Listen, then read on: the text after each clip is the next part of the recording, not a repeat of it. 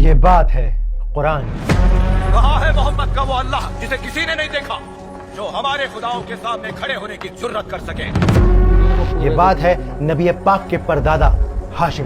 مکہ والو، میں ہوں ہاشم عبد مناف کا بیٹا، اور ہم اللہ کے گھر کے محافظ ہیں. بالکل صحیح کہا، ہم اللہ کے گھر کے رکھوالے ہیں. کسی میں ہمت نہیں ہمارے قافلے کو روکنے کی. یہ بات ہے سورہ قریش کی. لإيلاف قريش إيلافهم رحلة الشتاء والصيف. مدرسوں میں اکثر سورہ قریش حافظ جی ڈنڈی مار کے یاد کرا ہی دیتے ہیں. لإيلاف قريش إيلافهم رحلة الشتاء والصيف. لیکن زندگی میں ایسے موقع بہت کم ہوتے ہیں جب کوئی یہ بتاتا ہے کہ اصل میں سورہ قریش ہے کیا اور کیوں اللہ نے اس کو نازل کیا. قریش بڑا گھمنڈ کرتے تھے اپنی دولت پر، مگر اللہ نے انہیں یاد دلا دیا کہ یہ سب اس کا دیا ہوا ہے. کیا ہے سورہ قریش کے نازل ہونے کے پیچھے کی کہانی، اور کون تھے عمرو الاولی عرف ہاشم؟ یاد ہے نبی کے پردادا ہاشم کا زمانہ، میں اس وقت بچہ تھا. اور کیسے قریش قبیلہ اتنا خود غرض ہو گیا کہ اللہ نے اس کو مثال بنا کر قرآن میں ہمیشہ کے لیے قید کر دیا. مکہ سے پیغام آیا ہے، اللہ نے قریش قبیلے کی غفلت کو لوگوں کے لیے سبق بنا دیا ہے. اور سب سے زیادہ امپورٹنٹ، 1400 سال پہلے نازل ہوئی اس سورت کا آج ہماری زندگی میں کیا کام ہے، جانیں گے اس ویڈیو میں. فليعبدوا رب هذا البيت الذي أطعمهم من جوع وآمنهم من خوف. اسکالرز کہتے ہیں کہ سورہ قریش مکہ میں اس وقت نازل ہوئی جب قریش کے سردار اپنی دولت کا گھمنڈ دکھا کر آپ صلی اللہ علیہ وآلہ وسلم کی مخالفت کرنے لگے. اے بنو ہاشم کے لوگوں، ایک بات میری سمجھ میں نہیں آتی. کون سی بات ابو حکم؟ کیا سمجھ نہیں آتا تمہیں؟ مجھے سمجھ نہیں آتا، اگر اللہ کو پیغمبر چننا ہی تھا تو قریش کے کسی امیر سردار کو چن لیتا. پورے مکہ میں بنو ہاشم کا یہی مفلس شخص ملا اللہ کو. صحیح بات، اللہ کسی سردار کو نبی بنا دیتا. اور جب ان لوگوں کا غرور، ان کا گھمنڈ حد سے پار ہو گیا، تب اللہ سبحانہ و تعالیٰ نے ان کو یاد دلانے کے لیے کہ کیا تھی ان کی حیثیت، کیا تھا ان کا مقام، اللہ نے سورہ قریش کو نازل کیا. محمد ہر جگہ ہمیں لاجواب کر رہے ہیں، اور اب وہ ہمارے قریش قبیلے کے خلاف ایک نئی شاعری لائے ہیں. کہتے ہیں ہم ناشکرے ہیں. شاید وہ ٹھیک کہتے ہیں. سوچو ذرا. کیا کہا؟ میں سوچوں؟ یہ مت بھولو کہ ہم عام لوگ نہیں بلکہ قریش کے سردار ہیں. کیا تم بھول گئے وہ زمانہ جب مکہ بھوک سے تڑپ رہا تھا، بدحال تھا؟ یہ بات اصل میں محمد صلی اللہ علیہ وآلہ وسلم کے پردادا ہاشم کے زمانے کی ہے. یہ وہ دور تھا جب مکہ قحط کا شکار تھا، آبادی کم تھی، اس کے باوجود لوگ بھوک سے بلک رہے تھے، ان کی ہر سانس اپنے آپ میں ایک سوال تھی. یہ وہ دور تھا جب لوگ ابراہیم علیہ السلام کی سکھائی توحید کو بھول چکے تھے. مکہ بت پرستی اور شرک کا گڑھ بن چکا تھا. کعبہ کے اندر اور اس کے آس پاس 360 بتوں کو رکھ دیا گیا تھا. دن رات لوگ ان بتوں کی پوجا کرتے، ان کو اللہ تک اپنی بات پہنچانے کا وسیلہ سمجھتے. اے حبل، ہماری دعاؤں کا وسیلہ بن. اے حبل، بچے بھوک سے مر رہے ہیں، رحم کر، رحم. یہ زمانہ اتنا مشکل تھا کہ لوگوں کو خوابوں میں بھی روٹیاں نظر آتی. کل میں نے ایک خواب دیکھا، ہم دونوں بیٹھے تھے، پیٹ بھر کر روٹی کھا رہے تھے اور پھر سیر ہو کر ٹھنڈا پانی پیا. وقت اپنی رفتار سے بہتا رہا. مکہ والے دیوتاؤں کی پوجا کرتے رہے. وہ اپنی دیوتاؤں سے دن رات بھیک مانگتے، ان کی عبادت کرتے. ہماری دعا کو اللہ تک پہنچا دے. حبل کی شان سلامت رہے. مگر ان کا کوئی دیوتا کام نہ آیا. دھیرے دھیرے انسان و جانور مرنے لگے اور پھر ایک امید جگی، ایک آواز اٹھی. ارے یہ کون ہے؟ عبد الہاشم، کعبہ کے سردار آ رہے ہیں.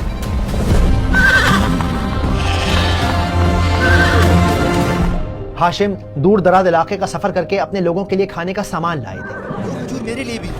وہ پیاسوں کی پیاس بجھاتے، بھوکوں کو اپنے ہاتھ سے روٹی توڑ کر کھلاتے. اپنے لوگوں کی خدمت میں انہوں نے دن رات ایک کر دیا، لیکن پھر بھی بھوک کے بادل ان پر منڈراتے رہے. ہاشم، کچھ دن تو گزر جائیں گے لیکن تمہیں اس مشکل کا مکمل علاج نکالنا ہوگا.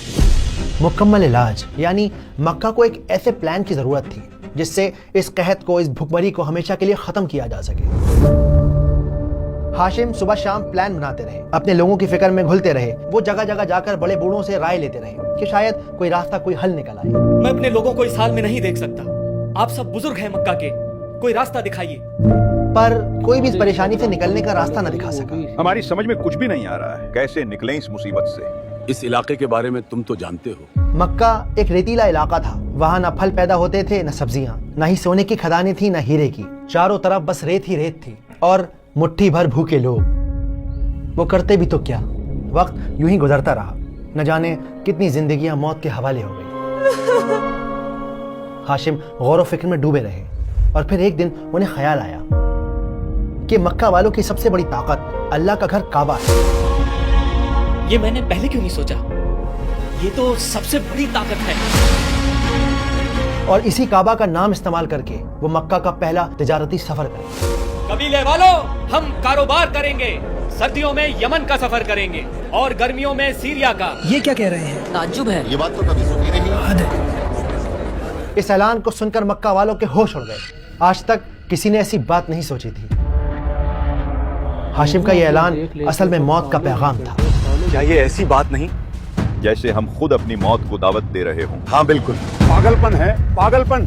शाम ढलते ही डाकू हमारा माल लूट लेंगे और हमें कत्ल कर देंगे।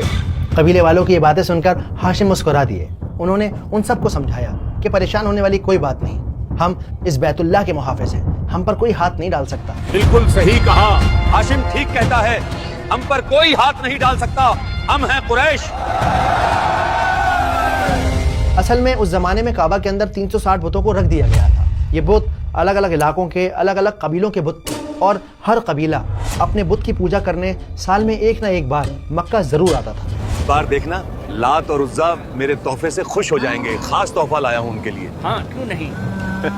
तो अगर कोई कबीला कुरैश के काफिले पर हमला करता तो उसे इस बात का जरूर डर लगा रहता कि कहीं ऐसा ना हो कि कुरैश वाले उनके बुत को कोई नुकसान पहुंचा दें या उनके बुत को काबा से निकाल कर फेंक दे, क्योंकि इन दी एंड जाना उन्होंने साल में एक ना एक बार अपने बुत की पूजा करने के लिए मक्का ही था। किसी ने अगर जरूरत भी की तो निकाल देंगे उस कबीले के बुत को। हाँ बिल्कुल।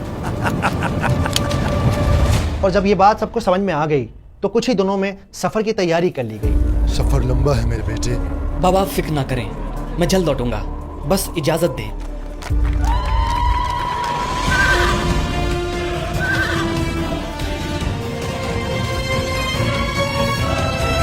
वो सर्दियों में यमन और गर्मियों में शाम की तरफ जाते और अगर रास्ते में उन्हें कोई डकैत मिल जाता तो वो उससे कह देते, नहीं जानते क्या, हम बैतुल्लाह के रखवाले हैं। ये बात सुनकर डकैत शर्मिंदगी और खौफ से सहम जाते। मुझसे बहुत बड़ी भूल हो गई, माफ कर दीजिए। कोई बात नहीं, लेकिन आगे से ख्याल रहे। बेखौफ होकर आगे बढ़ो, पूरी रफ्तार से।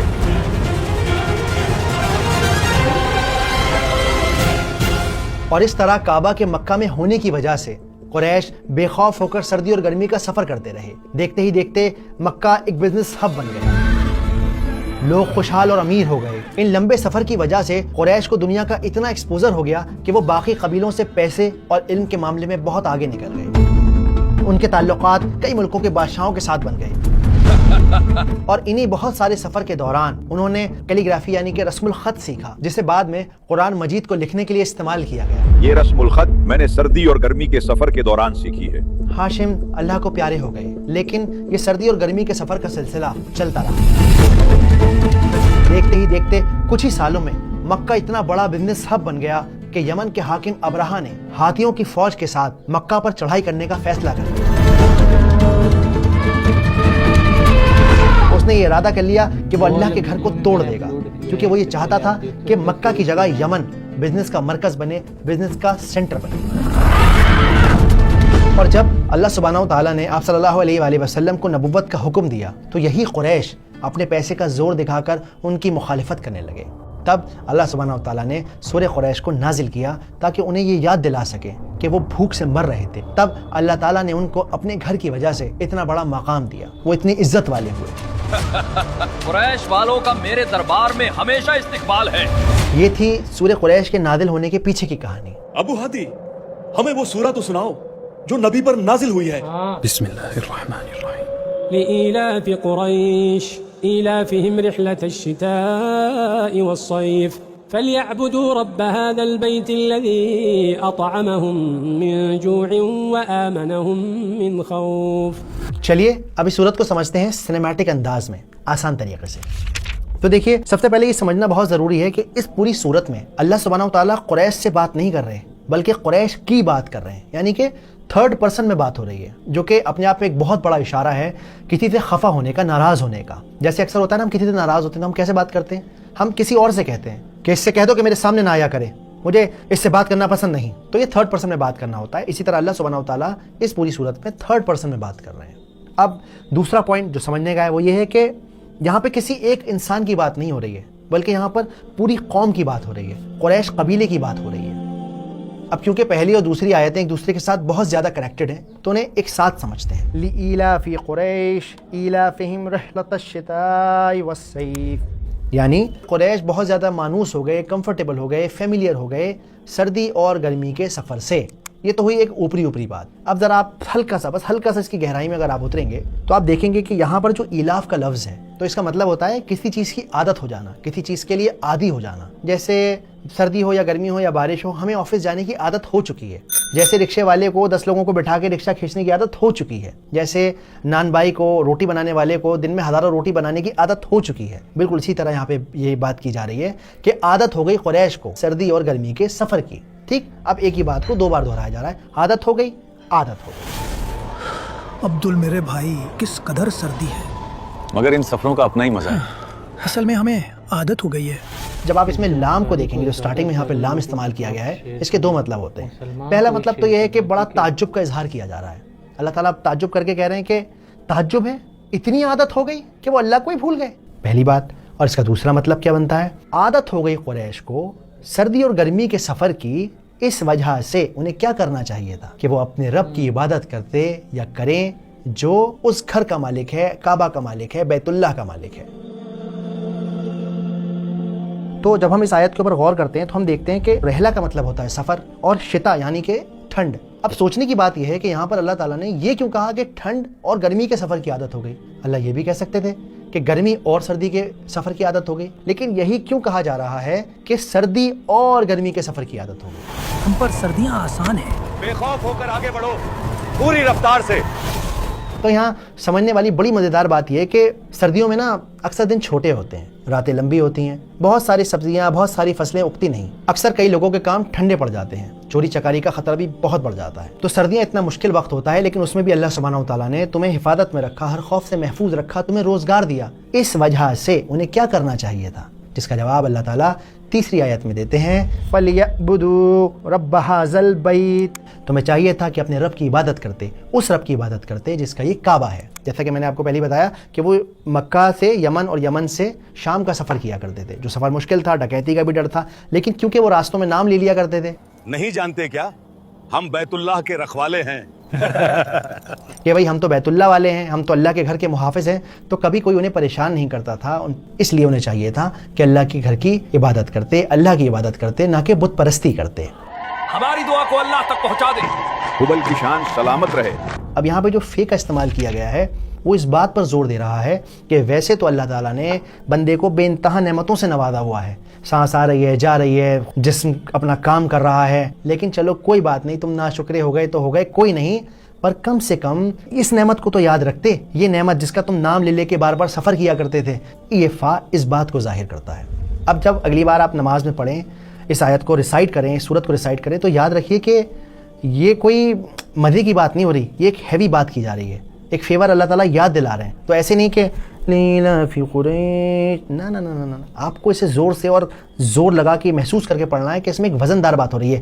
لإیلاف قریش ایلافہم رحلۃ الشتاء والصیف، کہ تعجب ہے کہ اللہ تعالیٰ نے تمہیں اتنے فیور دیے، اتنا احسان کیا اور تم بھول گئے اس کو. تمہیں چاہیے تھا کہ اس کی عبادت کرتے، اس رب کی جس کا نام لے کے تم اتنے بڑے بن گئے. کعبہ کے رکھوالوں کا میرے دربار میں ہمیشہ استقبال ہے.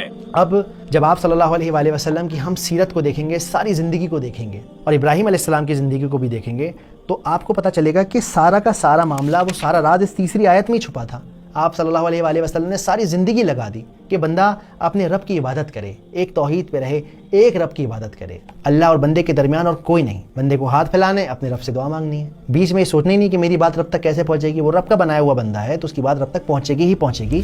اس لیے فَلْيَعْبُدُوا رَبَّ هَذَا الْبَيْتِ ایک بہت امپورٹنٹ آیت ہے جو توحید کا مطلب سکھاتی ہے، جو ہمیں یہ بتاتی ہے صرف اور صرف اپنے ایک رب، ایک اللہ کی عبادت کرنی ہے۔ تو اب جب ہم تینوں آیتوں کو ملا کے پڑھتے ہیں تو کیا بات سمجھ میں آتی ہے کہ اللہ تعالیٰ کہتے ہیں کہ تعجب کی بات ہے، قریش کو اتنی زیادہ عادت ہو گئی سردی اور گرمی کے سفر کی کہ وہ اپنے رب کو ہی بھول گئے۔ انہیں چاہیے تھا کہ وہ اپنے رب کی عبادت کرتے، اس رب کی جس کا یہ گھر ہے۔ اللہ اکبر۔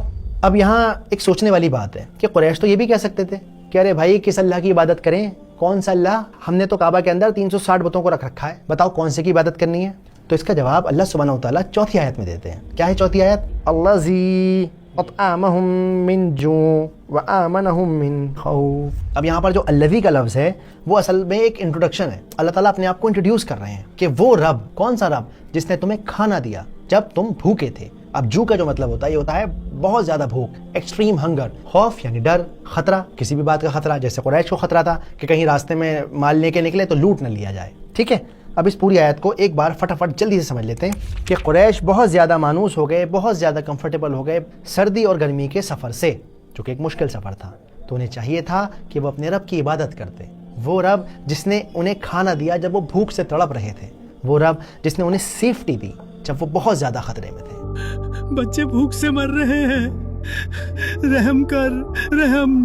اب سمجھنے کی بات یہ ہے کہ یہ تو 1400 سال پرانی صورت ہے، اس کے اندر قریش کی بات ہو رہی ہے، میرے کس کام کی ہے یہ، میں نے کیا اس سے سیکھنا ہے؟ لیکن کیونکہ قرآن اللہ کا کلام ہے اور وہ ساری امت کے لیے تا قیامت نازل کیا گیا ہے، تو آج ہماری زندگی میں اس کا ریلیونس یہ ہے کہ سورہ قریش ایک آئینہ ہے جو ہمیں یہ سکھاتا ہے جب آپ اللہ تعالیٰ آپ کو نعمت دیتا ہے اور آپ غفلت کا شکار ہو جاتے ہو تو آپ اصل میں قریش کی قوم والے راستے پر چلنے لگتے ہو۔ جیسے مثال کے طور پہ آج سے 5، 10 سال، 15 سال پہلے شاید آپ جس پلیٹ میں کھانا کھا رہے ہیں اسے خریدنے کی حیثیت نہیں ہوگی، شاید آپ کرائے کے مکان میں رہتے ہوں گے تو آج آپ کا اپنا مکان ہو گیا ہوگا، شاید آپ کو جتنی اچھی ایجوکیشن ملنی چاہیے تھی اتنی نہیں ملی، لیکن آپ کے بچے آپ سے بھی زیادہ اچھی ایجوکیشن حاصل کر رہے ہیں، تو اللہ تعالیٰ نے آپ کی لائف کو کمفرٹیبل کر دیا۔ اب آپ کو کیا چاہیے؟ آپ کو چاہیے کہ اپنے رب کو جاننے کی کوشش کریں، اس کے ناموں کو جانیں، اس کے نبیوں کو جانیں، اس کی کتاب کو پڑھیں۔ لیکن آپ اور ہم اکثر کیا کرتے ہیں؟ اجی اب پیسہ آ گیا ہے تو ایسا ہے گاڑی تھوڑی بڑی لے لیتے ہیں، اور ایک شہر میں بھی اپنا فلیٹ ہونا چاہیے، ایک تو ہے ایک اور اس سے ماشاءاللہ کرایہ آئے گا، تھوڑا زیادہ پیسہ آ گیا تو جی صاحب اب چیئرمانی کا الیکشن لڑا جائے گا، ایسا تو ہے لیکن اب پاور بھی چاہیے۔ رات میں آپ کا اپنا گڈن اس بار چناؤ میں کھڑا ہو رہا ہوں۔ تو جس طرح سے اللہ سبحانہ وتعالیٰ قریش کے اوپر تعجب ظاہر کر رہے ہیں، مجھے یہ میری سمجھ ہے کہ ایک دن ایسا آئے گا کہ آخرت کے میدان میں ہمارے اوپر تعجب کیا جائے گا کہ بتاؤ کیا لوگ تھے، انہیں کھانے کو دیا، پینے کو دیا، بہتر زندگی دی، بہتر شہر میں پیدا کیا، لیکن یہ اپنے رب کو بھول گئے۔ اپنے بچوں کی طرف، اپنے ماں باپ کی طرف نظر اٹھا کے دیکھیے، آپ کے اور ان غزہ میں مر رہے لوگوں کے بیچ صرف اتنا فرق ہے کہ وہ غزہ میں پیدا ہوئے اور آپ یہاں پیدا ہوئے ہیں۔ آپ آرام سے ویڈیو دیکھ سکتے ہیں، وہ آرام سے اسٹینڈ کی سانس بھی نہیں لے سکتے۔ تو اگر آپ کو یہ نعمت ملی ہوئی ہے نا تو اس کے پیچھے صرف اور صرف اور صرف اور صرف اللہ سبحانہ وتعالیٰ کی رحمت ہے۔ اس لیے کوشش کیجئے اپنے رب کو جاننے کی، اس کے کلام کو پڑھنے کی، کیونکہ زندگی بہت مختصر ہے، بہت چھوٹی ہے، پتہ نہیں کب بلاوا آ جائے، تو اس کو یاد کریے، اس سے پہلے وہ آپ کو یاد کر لیں۔